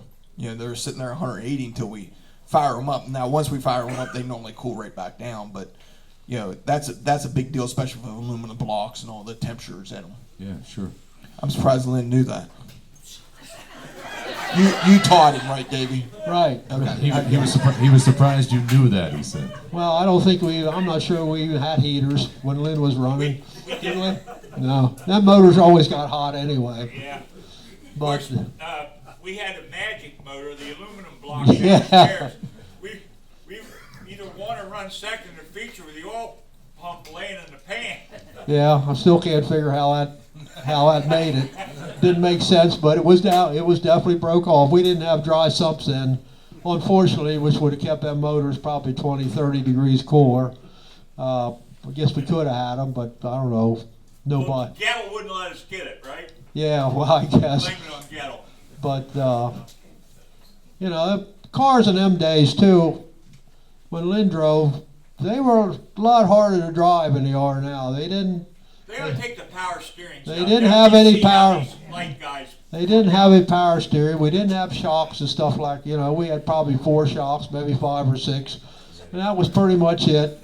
So it was tough. They were tougher cars in them days. I'm not any tough now because they're going a little bit faster, but I remember when Lynn had drove one with power steering, right? Yeah, you guys laughed your pants. He was all over the racetrack. He couldn't drive it. It was funny, but a good driver then would be a good driver now. You can't compare one time to another. If a guy was good 50 years ago, he would be good now. in the same way. So, some are can do it, some can't. So it's not easy. Driving's tough, and they do a heck of a job. That's all I gotta say. I can't believe your patience, Lance Dewease. This has been incredible to watch you wait for this comment moment. Well, I'm a very patient person. Lynn, how fast did you ever go at the Grove? I don't know. we Or were Port Royal? We were the first ones under 20 seconds. Oh, okay. I took out the $100 bill. I used to give a $100 All right. bill. I think we went 1980. And I think our warm up when we're out around putting heat in the engine now is 20 seconds. So I'll tell you what. I know how fast they are. They're incredibly fast, but I don't think the racing's better. The racing was a hell of a lot better when the cars were slow. I'll agree with that 100%. I will agree with that because I honestly think the racing when I started was way better than what it is today. I think the racing. I can't speak for Lynn's era, but when me and Fred were racing together in the 461 and 77, the racing was good. Yeah. Once a certain tire brand became prevalent in our sport, the racing's gone downhill and the speed's picked up. So our sport's no different than late model racing, NASCAR, anything else. The faster NASCAR goes, the worse the racing is. What are they working on now? They're trying to make the cars as free as possible so they can slow them down a little bit and make the racing better. And that's in general all racing. This is not sprint car racing, but the tires in our class, when they kind of came in, it kind of made the cars a little bit to idiot-proof to a certain extent. Mm-hmm. They've gotten some of it back. I mean, with our tire rules we have now, some of that's come back a little bit, but it's still not like it was. I mean, Fred jokes to me all the time about when I was in the 461, he would say I would wait until half the heat race was over, then decide to pass cars and still win it. Nowadays, if you don't pass a car in 2 laps in a heat race, you're done. Yeah, everybody's the same speed, and and that's also a little misleading because, as Davey would know, can speak for, is nowadays everybody has good motors. Exactly. Everybody has the same cars. Everybody has good motors. Everybody has good shocks. There's no difference, and that's why the lap speeds are all the same basically. Yeah. And Carl Kinsler, I think it was Carl Kinsler once said that you had to have 70 horsepower more to drive by somebody down the straightaways. Well, there's nobody got 70 horsepower over anybody now. You know what I mean? Yeah. Except for maybe us. You think they got 70 over us? Huh? You think they got 70 horsepower over us right now? No. We can tell them they do. They wouldn't know the difference. Probably more like 40. But fortunately, you can win a race with 30, 40 less horsepower. But if it's a fast tacky track, you could always use more. But what's really funny is nowadays, like when I started, I don't know how much Davey did it like with Wolfgang's era and all. I mean, when Wolfgang drove Weiger's car, God, they had big blocks, small blocks, big small blocks, small big blocks, right? Yeah. I mean, they had everything. A little bit of everything. I mean, at that time frame. But the funny thing now is, after heat races are over or qualifying's over, most teams are detuning their motors now. I know the 27's big in that. The other teams are big in that. They start detuning the motors to kill power to keep the cars hooked up. So, they kind of got the racing back a little bit, but it's still not like it used to be, and it never will be. Nothing goes backwards. Right. I mean, it's just there's too many smart people that try to race that figure out how to go faster. Okay. I mean, you just think the guy to my right, I'm guaranteed is thinking of ways over the winter for us to go faster. Right. The guy that owns the car is thinking of the ways to go faster. The 2017 over the winter is thinking of ways to go faster. Monty, Danny Dietrich, they're all trying to figure out a way to go faster. Well, sooner or later, somebody figures out how to go a little faster, which makes somebody else work harder yet, and just kind of keeps snowballing. I mean, Wolfgang won 55. Yeah. Steve Kinsler next year won 56. Yeah. Carl come back and won 56. You know what I mean? So, Always moving forward. yeah. They're not engineers or anything like that, but they figure it out. And that's what's so neat about our sport, I think, is they figure it out. Guys just work hard and figure it out, and they're always moving forward. And it's just the faster everybody goes, the harder the racing is. Then. Yeah. Lance, it's obvious listening to you speak that you have an understanding of the history of our sport. When you've had a chance to walk through the museum here, I know maybe briefly, not a lot of time, but is there any particular display or any car that jumped out at you and brought back either good memories or you thought, wow, that's a nice period in time? Actually, I didn't get down to the museum yet because he drugged me into the door here. He wouldn't even let me walk down. I didn't know if Lynn was in here yelling at him to yank me in here or what earlier. So I didn't get a chance to walk down. It's been a while since I've been in the museum. All right, well. I drove. Here we go. That's enough. I will tell you this. In our new park, you were talking about top winners. We have the top 12 feature winners all time at Williams Grove over there on the wall. And instead of putting him in the 69, we left Donald in the 69 and put him in the 461. So that's fine. I appreciate that. All right, well, we'll give you a chance then afterwards to walk down through. I will say this. I want to just recognize the museum staff for their work because this is, without a question, one of the finest of its sort in the nation. And, go ahead. And the majority of the work that's done here is volunteers, and so we thank each and every one of you for what you do. And for the efforts that go to bring in some new life into the museum by rotating displays. I heard there was a lot of new cars coming. Lynn sort of previewed that when we spoke last, but he didn't give any specifics. And the pieces that we have here now are, not that the ones that were here were not worthy, but just to see some new cars and not know what they are, and then see them and understand the magnitude of the quality of these pieces, it's pretty special. So thank you very much for all that you do for the museum, for the volunteers. Thank you. Go ahead. Give them another round of applause. They're very deserving. All I heard Lynn doing earlier is complaining about the late model. Oh, yeah. Does he realize that late model goes faster than he ever did in a sprint car? That's true. And I also will tell you that the first feature win I ever had was in a late model. I didn't know Barry that. never lets me forget that either. I didn't know that. That's actually. Yeah, what you had 5 feature wins in the late model? 12 or 14. Oh, you were up to 12 or 14. Oh, yeah. Oh, I missed half of them. He's up to 12. It adds up as years go. Yeah, he's getting to be like Wolford. When Wolford was with us, the story was he used to go through the old racing papers to see if he could find victories he forgot about. Now I think Paxton's following in his footsteps. Davey, you've been here a number of times. Has there been a car or a display here over the years that's really caught your attention and you thought, boy, that's really neat that we have that?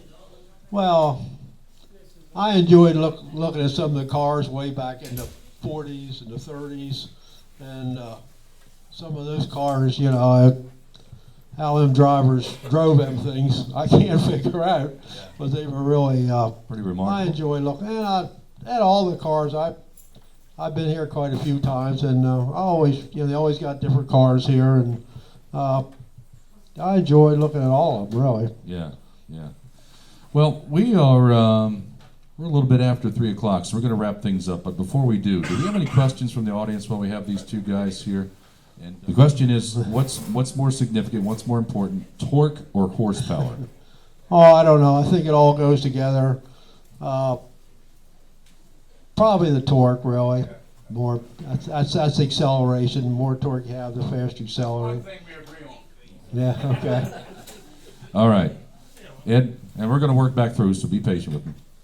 I was taking pictures back when Lynn was racing, Yeah. and I took pictures last year for the first time in 30 years.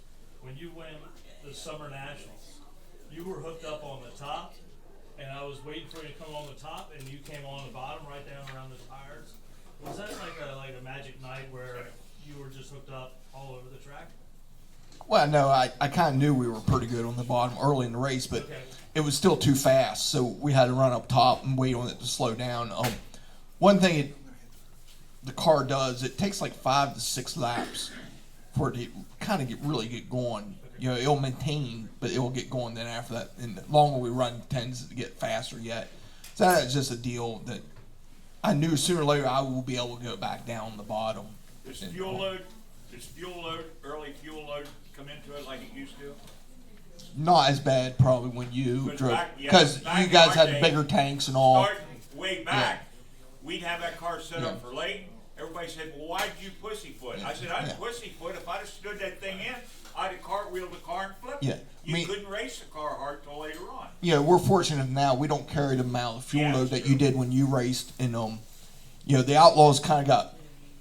I don't know. A lot of people might not know this. Is when I won the May Outlaw show. Is that when we ran out of fuel, or July? The July I think it show. was July, yeah. July show. I actually ran out of fuel leading the race, and was out. I was running out before the end, and I come off for the checker, and they threw the caution, and which they had to because they are not right there in the front stretch in front of me. So, and we outed around for 2 laps, and when I went by the flag man, it just died. I was done, and I stopped in 1 and 2. Well, when I made the lap past the flagman, that counted the lap for the fuel stop. So it didn't matter if I stopped or not. They were bringing a fuel stop out. So that was then all afterwards, all we heard about, because the Outlaws called the Grove, and I'm sure their guys were complaining, is how many more laps we're going to have to run at the Grove National. So we end up putting a big tank on for the Grove National, and we get to the Grove National, and we run less laps than we did in July. Yeah. You know what I mean? But Yeah. they were just, because all them guys run big tanks, and with Davey's stuff, we don't have to because his motors are so efficient. You know, that's one thing he Well, works hard things at. changed then. In '79, the first time I drove for Davey, we had that big block, and we didn't know. We went to Reading and leading the damn feature. They didn't tell me for a month that I ran out of fuel. Remember that? Oh, they just told him you blew it up or what? No, it quit, just like you said. And I couldn't figure it out. They didn't tell me for a while that they didn't fill it up with fuel, and I ran out of fuel leading damn race. Well, you know, the funny thing, we ran out, we made their laps, and we weren't full of fuel. But the advantage we have now, Lynn, is the tail tanks that we have now. They pick every ounce of fuel up that's in them almost. I mean, back when I first started, and you'd be lucky you get 3 gallons left. Well, sometimes. those big blocks wouldn't go, if they got hot, they stung on the start. Yes. And we used fuel like hell. Davey said, boy, I'm smarter now. I wish I knew what I knew then. We'd have kicked the Outlaws pretty good then. Yeah, well, we wouldn't have had that stumbling problem, that's for Yeah. sure. We know how to fix that, and probably would have went to a lot of trouble to put dry sumps on them, because the things always ran hot. Yeah. And when they ran hot, they didn't run good. Well, we fuel cool. Remember that? Yeah, well, you ran a lot of fuel just to try to keep the things cool. Yeah. So things would be a lot different now, that's for sure. Lance, for perspective, what size fuel tank do you normally run now? We run 28 roughly, which holds probably 26 and a half, 27. Okay, and the Outlaws would typically run. They run 33s. Lynn, what were you guys running? We had to go to a 38-gallon tank. We 38? went from like a 32-gallon to a 38 because the big block we couldn't run 25 laps. Okay, But earlier we were talking about the weight yes. and driver weight. That's the same deal. The tail tank it's pretty amazing how much where the fuel load's at on how it affects the car. Mm-hmm. And the new tail tanks that we run are the fuel is so much farther forward on the car, a little bit lower. Is not like when Lynn raced and when I first started, the tail tanks were huge and way up in the air, and the fuel load's way up in the air. They slosh around a lot. Okay. So it's just like all that little stuff. So what over the years has changed that made these cars so much faster. Yep.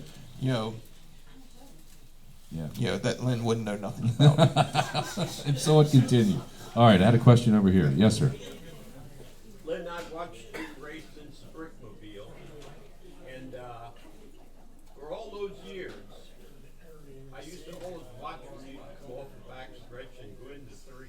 And you passed 1, 2, 3, or 4 cars every single time you went into turn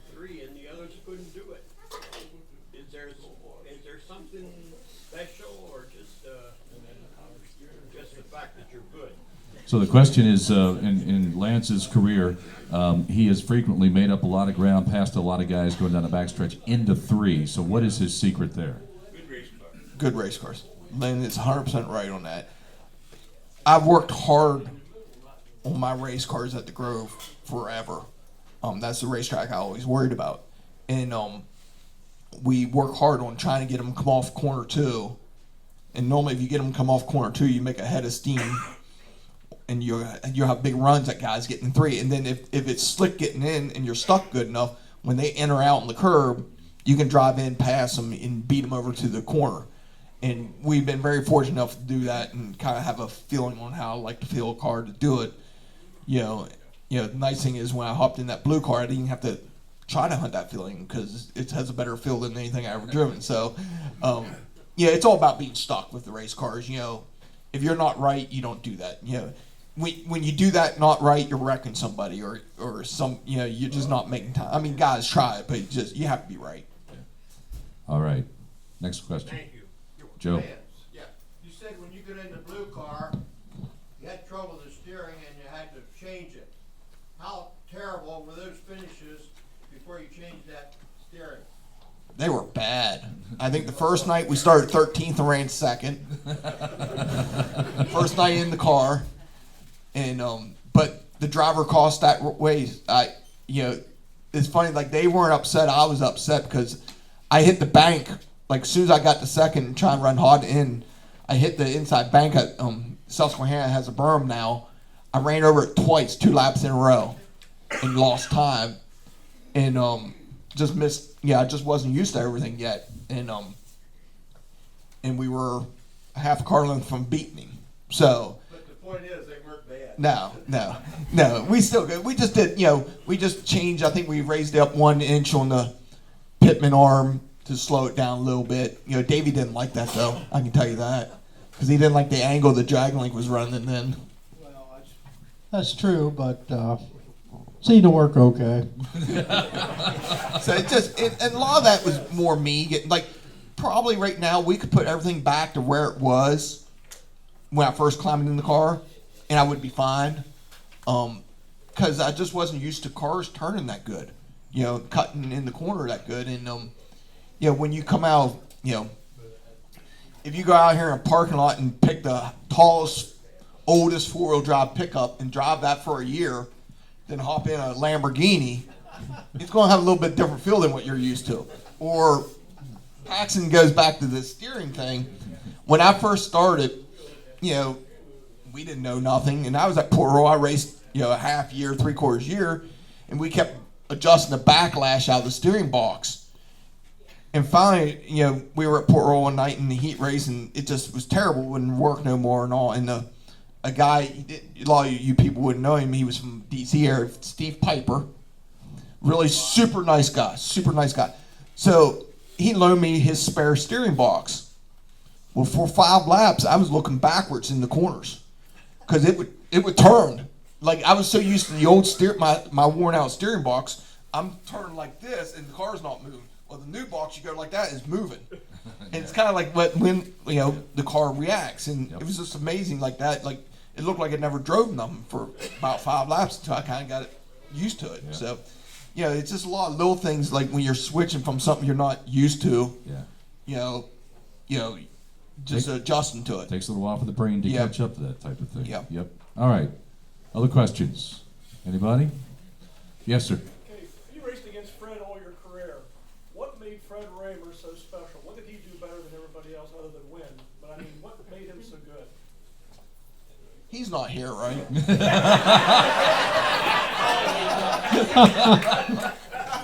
I would never say this to his face, but I will put him against anybody that ever drove a sprint car. There's nobody better at restarts than Fred Raymer. His whole career. I watched him at Lincoln. He starts 12th, don't pass a car for 6 laps, get a restart, he's 5th. Don't pass a car at all, get another restart, he's 3rd. Get a restart, 2 to go, he wins it. He's so good at restarts. But the flip side of that, there's kind of a catch to that a little bit. That's also why he didn't time good. If you remember Fred, he wasn't a very good timer in his career. A lot of it's because how he liked to feel of his race car. His race cars weren't real tight race cars. They would go on starts because they were free up. But once you got going, they weren't we're opposite. I like a race car that if Lynn was down there, I wouldn't be able to catch him in the open. You know what I mean? And that's how I always like my race cars to feel. So I might be bad behind a car for a little bit, but once I get past that car, my car's going to be really fast in the open. Where Fred, most of his career was the opposite. His cars were really good on starts. We always jokingly say it's like the parting of the seas for him too. He never picked the wrong lane. You know what I mean? And he just, he'd done that forever. Now later in his career, he once he got teamed up with a certain mechanic, he really learned how to time trial then and became a really good timer. So, which helped him a lot because he won his first Grove National because he finally timed good enough to put himself in a position. So, but restarts, I've never seen anybody better than him on restarts. And you take any outlaw you could name, and I'd put him against him any day of the week. All right, good answer. Thank you, Lance. All right, anyone else before we wrap things up here? Well, we talk about safety a little bit here. When I first started, my first car was a Bobby Allen car. Now, you want to talk about weight? Bobby Allen's a weight nut. Now, the car I bought was the one Richard Lupo won his biggest year with at Lincoln. We bought it. The seats held in by deuce buttons. That's how our seats were. When I first started, and we did that for probably, I want to say 3-4 years before they actually mandated a rule that they had to be bolted in. Now, just think about that. They were held in by 4 deuce buttons. Wow. Okay. Now, reason Lynn couldn't get in the car because he never climbed into a seat like that. I mean, they're hard to get in. Well, I used to win feet first. You don't do that. No. And nobody told me how to get in this thing. They were all there laughing like hell at this big fat ass trying to get in that door. See, I'm even taking up for Lynn because the size of him didn't have nothing to do. The seats are so hard to get in to be right. You know what I mean now, and they are very expensive as he alluded. But just the time frame of some safety stuff. There's been good stuff in our sport, but when I started, it was a fiberglass seat that was held in by 4 deuce buttons, basically sitting in this chair. I mean, there wasn't much support in it. Yeah. So, and they. And you talk about the problem was we had an aluminum seat, didn't we, Davey? Yeah. And I didn't wreck it that often, but that seat, I broke that seat off how many times? Oh, quite often. Often. I was a big guy, and we come in after Really? a rough racetrack, and the seat be all busted up. Well, that's the big like even the aluminum seats from back then to now is like our aluminum seats would wear out just from us racing, like Lynn said. They would just expand out. We didn't get a new one. They just gobble more weld on it. Bend them over. That seat is still in the car. I can take the upholstery off, and it looks like a road map of welds on it. But you would just rebend it back over to get your some support on your rib cage. Nowadays, the seats we have, they don't budge. You know what I mean? They don't hardly flex. The carbon fiber seats are actually, I don't like them. The worst injuries I ever had have been in a carbon fiber seat. That's why I won't use one now. We actually split one in half at Port Royal in a wreck from the impact. So they're actually too stiff to me. I'd rather be an aluminum one that will give when I hit a little bit. Lance, what do your seats cost? They range anywhere now. They used to be, actually, they kind of come down in price a little bit, Lynn. They used to be, if you get a Butler fitted to you, built from scratch, they were like probably $1,300, $1,400. Now you can get in unfitted stuff now because they build them different sizes now. Like the seat I use an Ultra Shield because for one thing it's lighter than some of the other stuff. And they also make them they make them about widths in every half inch, but then Ultra Shield also makes it height. They make what they call a tall version, which raises the belts up, everything up an inch. So now you can buy a ready-made seat that's pretty close for you now. And a lot of people do the inserts. So like the inserts, for people that don't know what I'm talking about, inserts is you'll buy a seat that's 2 inches bigger than you. And then it's a foam that they put in a bag, you sit in, it expands around you and forms to your body. And that's what your seat insert's made out of, just like what they do with Cup cars and Indy cars now. And I mean, that stuff's so good that they want you to wear your uniform when you do it. Okay. It'll pick up the embroidery on the uniform, like it's in the. Wow. It's just take like a spray from the expandables. That's what it does. It's just you have to hold yourself in the car. You have to physically put yourself in the car and hold yourself down because it'll lift you up. It'll expand that hard. So that's kind of what a lot of guys do now. To do stuff. We take a little bit different stuff from my neck. We do some other different stuff with some pockets and all in the seats, give me more cushion. So, the safety end of it's way better probably now than what it was 20 years ago. Sure. But the speeds are so much, the concussion stuff nowadays. I remember getting knocked out in Williams Grove in a wreck with Jesse Thomas. Next night I ran second at Port Royal, and I probably should have never been in a race car. And the guys, it was funny because they put me in the ambulance when I come to, and they asked me all the questions, and they said about what's today. I said Friday. They said today's date. I said I didn't know that before I wrecked. And they, and they looked at the people that were with me in the ambulance and said, "Yeah, he probably didn't." You know what I mean? Because we raced so much. It's just another day. We never. And the next night we ran second. But I wasn't right for a year. I mean, until the end of the year. Later in that, in this is serious. Like this truly happened. This wasn't. We were racing in Seals Grove like a month later. Me and Todd Schaefer were racing. I passed him for the lead, and Seals Grove had these big dips getting in the corners. And I hit the dip and snapped my head back and hit the back of my seat and knocked myself out. And at the exact same time, the caution come out. And I still don't know how I ever went around the racetrack. And they put Todd back in front of me. I end up winning the race. And then after that, we made a modification to the seat. Like I physically sat in the seat with my head like this. Wow. With the headrest pushed forward. So it couldn't snap my head back. I probably shouldn't have been in a race car. Same way the reason Donald has his issues. We go through those impacts.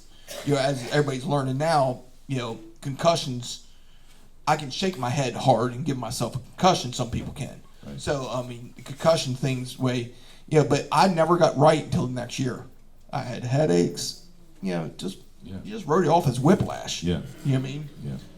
You gotta have some between the ears before you get a real bad concussion. Oh, jeez. I'll have to let him go on that one. I've been on him hard today. You gonna give him that one? I will tell you this. I hope you get the all-time lead at Williams Grove. I held it for 17 years, pal. Okay? And I hope you get it. And but just remember, there's going to be a new crop coming up shooting for you. Okay? Oh, I know that. All right. Yeah, I won't think no less of it Okay, if I very don't. good. So I'm not that caught up on it. I know records are made to be broken. Yep. I mean, they always are. It's just one of the few that I really wouldn't mind having. Yeah. But if I have to choose between the win list this year and my 4th Grove National, I'll take the 4th Grove National In a heartbeat. in a heartbeat for the 69K. Yeah. So that's All right. But no. Good deal. All right, gentlemen. Well, thank you so much. We appreciate everything. Nancy Miller, our president, brought up a couple items here. We got That's the only pay you're going to get. You get an EMMR cap. What else you got there? A keychain and a couple decals. Yeah. Put those on the 69K. There you go. Sweet. Hey, we do have a couple auction items of these guys that we're gonna they autograph them, and we're gonna just go ahead and not what 3 items, yeah. We got 3 items where these guys weigh heavy in. Now, Lance, there's pictures you move around here, but your elder over here, Davey, we got pictures of him everywhere because he covered so many years. You know what I mean? How many pictures you have in here? No. Okay. All right, before we get on with the auction, how about a nice round of applause for the Dream Team, Lance, Dewease, and Davey Brown.